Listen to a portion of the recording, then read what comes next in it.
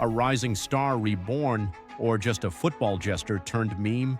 Today, we'll take a closer look at what really happened to football's most mocked figure, Antony. What exactly went wrong? What was at the root of his struggles? And how did he finally manage to pull himself back together? Antony Mateus dos Santos is a Brazilian football winger, born on 24 February 2000 in Osasco, São Paulo, and raised in the Inferninho favela. Antony started his career at the age of 10 at the São Paulo Academy and was at risk of being expelled, but the coach's clear hopes for the boy's future kept him on the team. He only appeared in the main team in 2018, where he scored a debut goal in the Brazilian league. And after his good play in São Paulo, the Giants from Europe noticed the guy with a daring style of play, and after 2 seasons spent in his homeland, Antony was bought by Ajax, where he also spent 2 good seasons, scoring 18 goals in 57 matches and winning 2 Dutch championships and the Dutch Cup. But the most interesting thing is what happened after. At that time, Ajax under Erik Ten Hag not only was considered a factory for producing football stars and new hopes, in the same way everyone was counting on Antony. In the summer of 2022, Erik Ten Hag left his post as head coach of Ajax and came to the side of the Red Manchester. He made some good transfers in his first season, and one of his interests was his old player Antony, who was a star of Ajax known for his tricks and interesting style of play, but Manchester could not agree on the price of this player, while Ten Hag wanted the player for a maximum of 40 million euros, but Ajax demanded no less than 100 million. And suddenly, by the end of the transfer window, Antony was bought for a record 95 million euros, after which all the criticism of European football fell on the coach, and the demands on Antony have risen to the top. He scored in every match of his first 3 games for the Red Devils, but how could he know that he would only score again in the 31st round of the Premier League? There were simply no reasons for Antony's decline. Most fans blamed the coach for the transfer. Others also blamed him for ruining the career of such talent. And they had reasons to say so because the coach contradicted Cristiano Ronaldo himself for his game. But there is another possible option. Maybe Antony is just not at the level of a big team, and he just can't cope with the pace of the Premier League. It was very sad to admit it, but one of football's greatest prospects began to turn into a football meme, starting to become Harry Maguire's heir. But let's not forget that Manchester United loves to ruin talent. After his first season, some people still gave him at least some chances, considering that he came from another league to the most difficult one. In June 2023, everything went down the drain for Antony. His girlfriend, Gabriela Cavallan, has filed a rape report against him with the police. Você está me dizendo, então, que todas as acusações da Gabriela são mentirosas? Mentira. Nada aconteceu. Nada aconteceu. And we remember the same scenario with that Mason Greenwood, but that's another story. Already in September, the Brazilian national team and the Manchester United staff suspended the player from the teams for a certain period. After this incident and the criticism of football as a whole, Antony became depressed, but he was still able to pull himself together and return to the main team in October.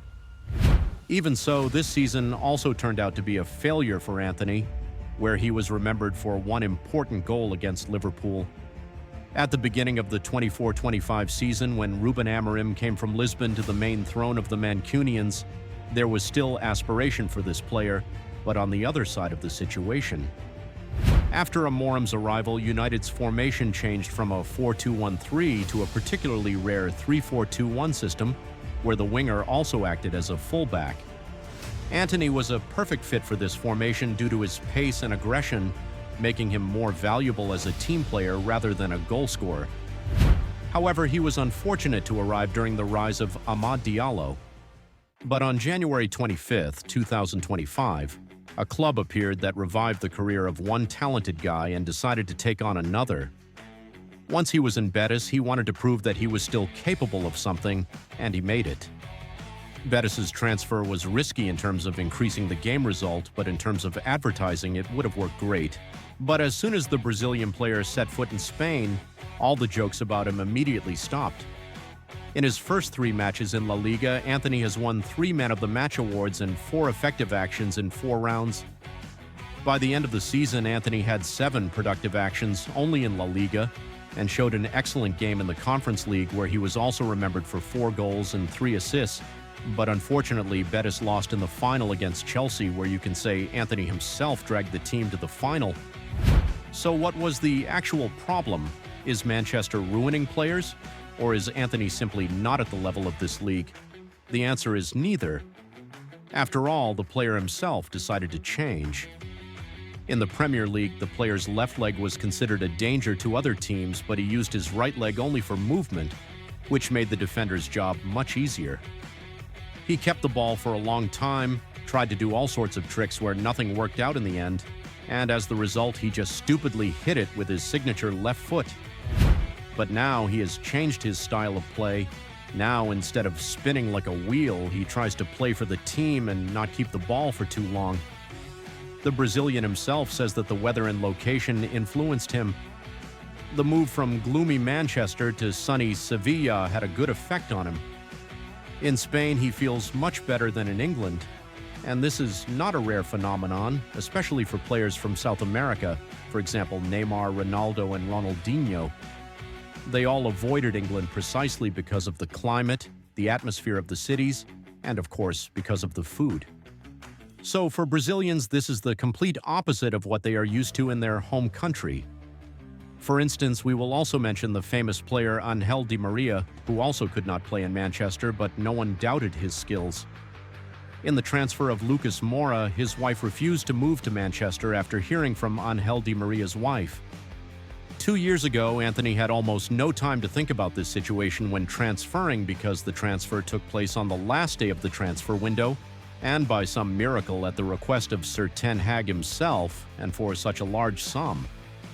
And yet the main issue with Antony's adaptation at Manchester wasn't only the climate, it was also psychological.